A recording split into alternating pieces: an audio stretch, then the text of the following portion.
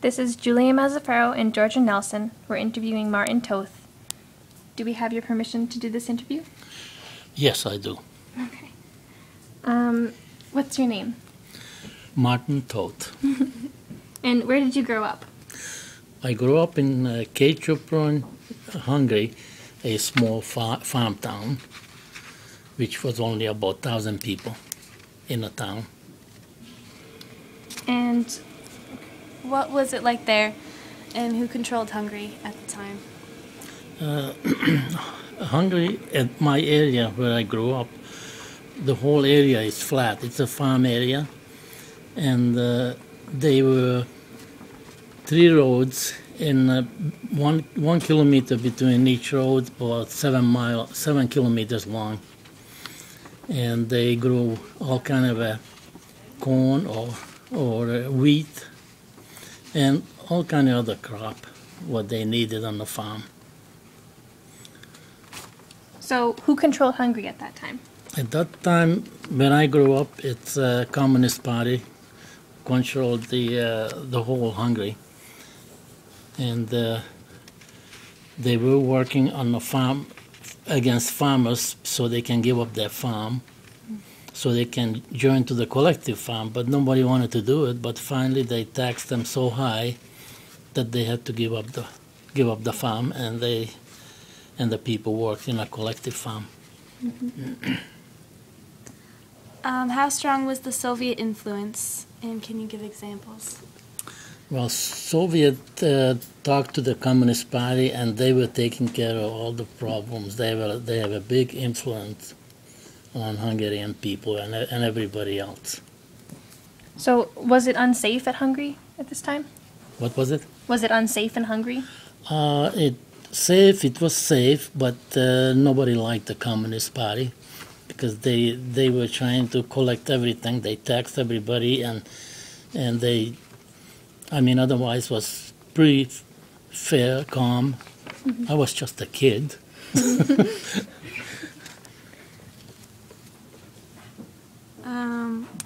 Were you part of any organization in the revolution? In '56, I was 20 years old, and I was drafted to the Hungarian army. And a revolution started on October 23rd, and I was supposed to go into the army on November 1st. And since the revolution started, and 1 week later, the Russian soldiers left Hungary, and after that, I decided to join the freedom fighters. And about 1 week later, new Russians came into Hungary, and they took over Hungary on November 4th. And I joined to the freedom fighters, and that's the time when they caught us. We couldn't fight them because they surrounded us with tanks. And we were in a school at that time. This was early in the morning, like 4 o'clock, 4 or 3 or 4 o'clock in the morning. And they went through the city, and they were firing at homes on either side, all over the place, for about 3 hours. And by morning, they took over the city, and then they lined us up on a street. We were there about 1,000 people, and all the general was walking between us and for about an hour. And on the end, he said, since nobody fired a shot, we're gonna let you go, and I want you to stay out of trouble. So we went home. Wow, that's amazing. And a week later,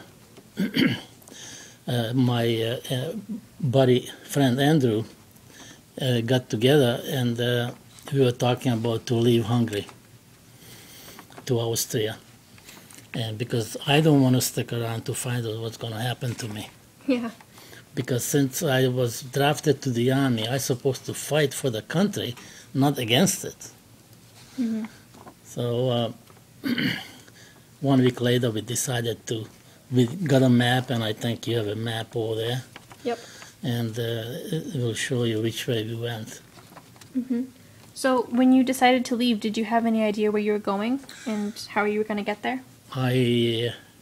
I know how to get there because I had a motorcycle. And from east of Hungary, we had to travel to west of Hungary, and it took us 2 days.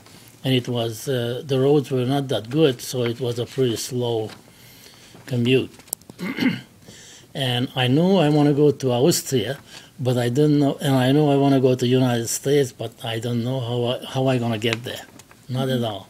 I just want to get out of Hungary to free country, because Austria is free country. And I don't want to go north, west, or south, because they were all communist countries. Only Austria was not. Okay. When you decided to leave, did you have any idea where you were going and how you were going to get there? No idea at all. Not at all. When I got to Austria, the Red Cross was taking care of all the Hungarians. We used to get 30 shillings per week. Every Hungarian got that much. And that's about, American money was $1. And we could spend it anywhere we want to, buy a candy or go to the movies, and because we were really cheap at that time. We could go to the town in Austria, and a friend of mine, which is Andrew, and we were there for about 3 months before we got the permission to see the American consul, because that's where we want to go. We had to get a form, we had to fill it out, and then we had to go in for questioning, because they don't want to take any communists to the United States. Right. So finally we got through, and then I knew I was going to come to the United States after they approved the form I fill out. So when you did leave, did you leave a lot of family behind? I leave all my family behind, and the day before we left, we took off from my town. I told my father and mother only that I planned to leave Hungary, go to Austria, but not my sisters and brothers. And my father said, I don't know what you did, but whatever you think is best, do it. So I said, I'm just going to leave Hungary for now to Austria, and I don't know where I'm going or what I'm going to do, but that's what I'm planning to do. So that's what happened. How did your family feel about it? My family feel that I did the right thing. Well, they don't know what would happen to me if I stayed, because possibly I would be in jail, not in a free world. But I didn't stick around to find out. So how did you actually escape, and who did you go with? I was working with my friend Andrew Sarvash, his name is, and we were always close friends. And we talked about it the week before, how we're gonna escape on my motorcycle, and we left on Saturday morning. That was 17th of November, and took us 2 days till next day to get close enough to Austria. And when we're getting really close, there was a city ahead of us which is named Kermend. And I saw about half a mile away the Hungarian police and Russian soldiers were checking everybody who went that direction. And and I said to Andrew, you see that church over there? We're going to go to church right now. I know you never went to church before, but we're going to go to church. And after that, we decide what we're going to do. So we went down there. And they had a litany, that they call it, every Sunday afternoon at 3 o'clock, so it lasted maybe half hour. And the church was full of people. And this is a small town. I don't know where those people came from. Maybe they were the same as we were. Yeah. Escaping. So we went to church, and after we get out, we just went with the crowd. We pushed our motorcycle, and about maybe a half a mile later, I saw some woods on the left side, and I says, Andrew, I don't think we need this motorcycle anymore. We're going to go to jail, or we're going to get out of Austria. So I took the motorcycle in the woods, about 100 yards in. It was dark, and I dumped it, you know. And then we just keep walking into the town, maybe another mile or so. And it was a very small town. And it was only my friend Andrew and I was walking, and somebody said behind us, don't turn around. Quietly, he was saying, don't turn around. You guys want to go to Austria? We said, yes.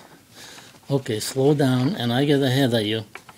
And I live down the street, and I'm going to go to the house, and then you just follow me in the house. So we did. So he took us down on the back of his house, which was like a stable.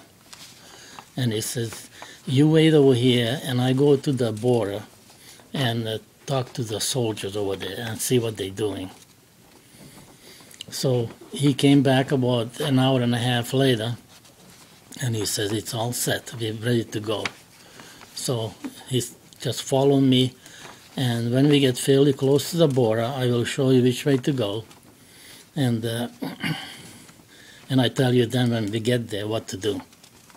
So we did, followed him another mile and a half or so, and then we were really close to the border, and he says, you see that bridge over there? There was a river going to the right and left, like a brook, and there was a bridge going over.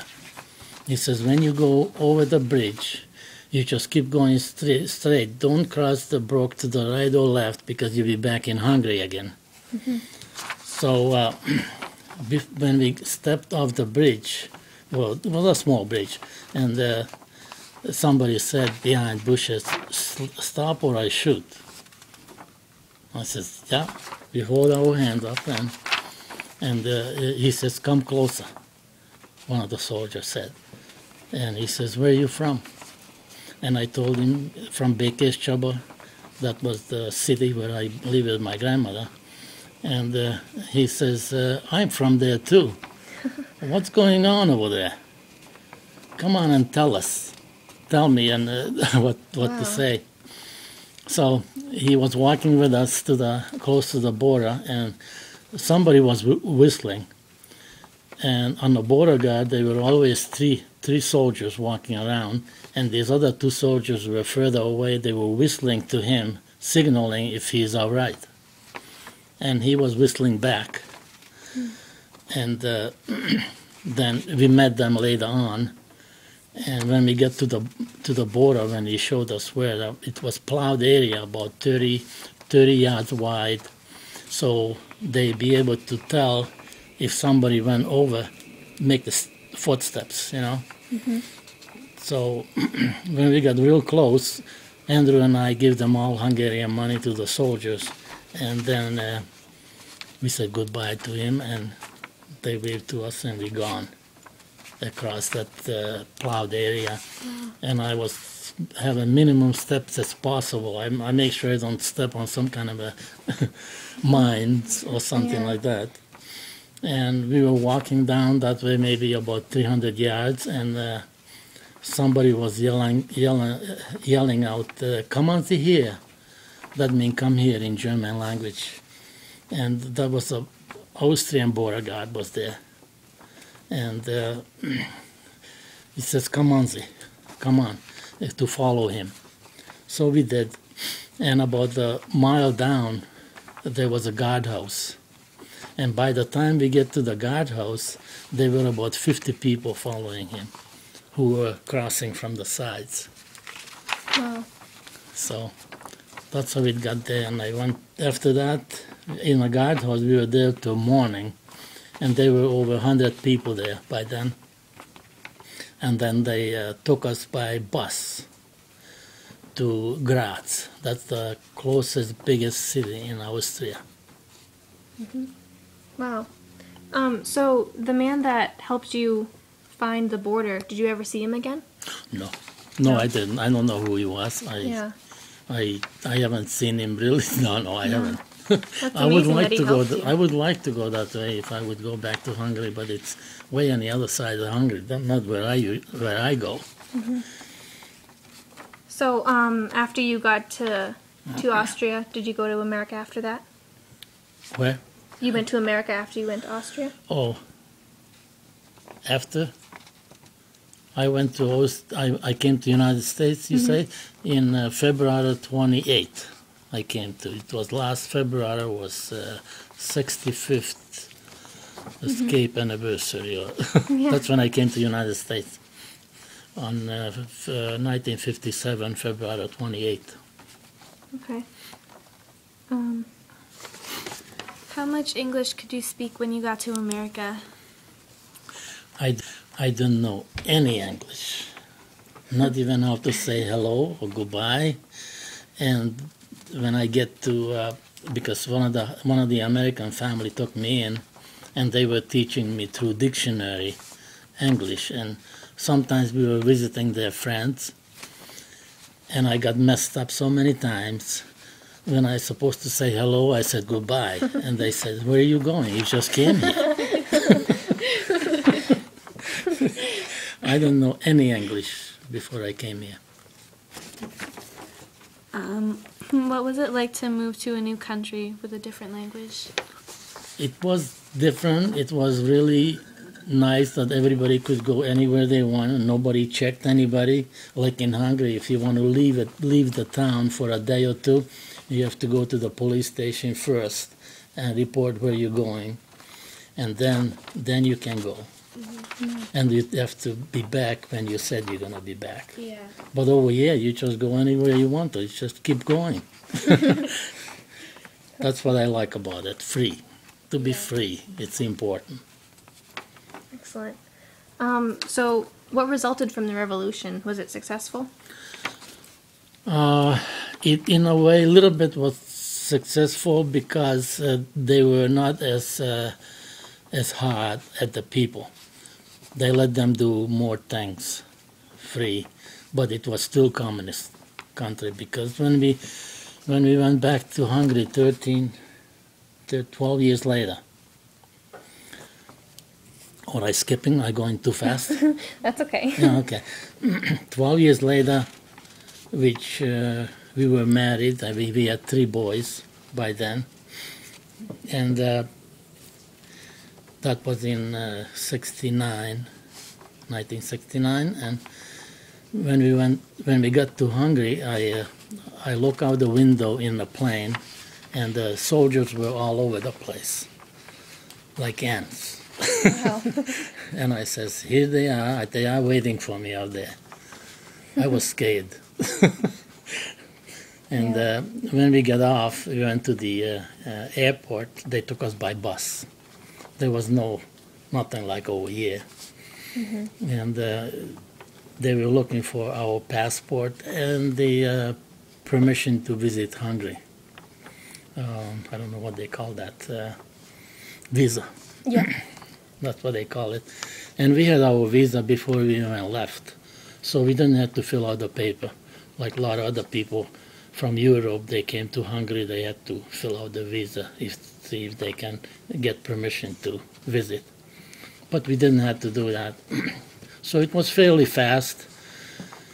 And on the outside, my father and my brother and sister, they were waiting for us with a car. And my father rented a car in Hungary for us, our family only, which we were 6 of us. That was Mom, myself, Judy, and Andrew, David, and Stephen. Mm-hmm. So we used that car for 3 weeks in Hungary. And we went to my father's house first on the farm. How many times have you been back to Hungary since you left the first time? Since then, I've been back 6 times. 6 times, and it's getting better since 1989, when the Berlin Wall came down. Mm-hmm. It's better in Hungary. the communists gone, and now they have a regular elected government. Not like before, you vote for one or nobody. Do you still talk to your family a lot in Hungary? Yeah, I did. I do talk to almost every 3 weeks or so. I talked to my sister last Saturday morning. Yeah, I talk to them often. Good.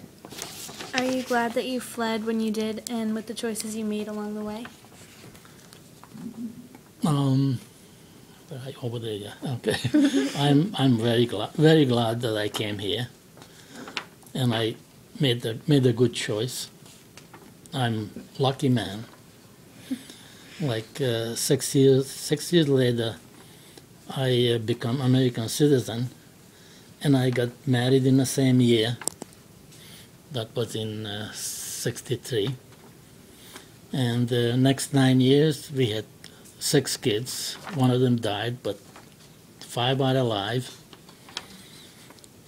And here in the United States, I had good jobs. I was satisfied with all of them. Excellent. And I'm still working at 76. Yep. Still going strong. Still playing soccer too, right? And soccer, I played this morning, yeah. Awesome. Thank you very much for letting us interview you. You're welcome.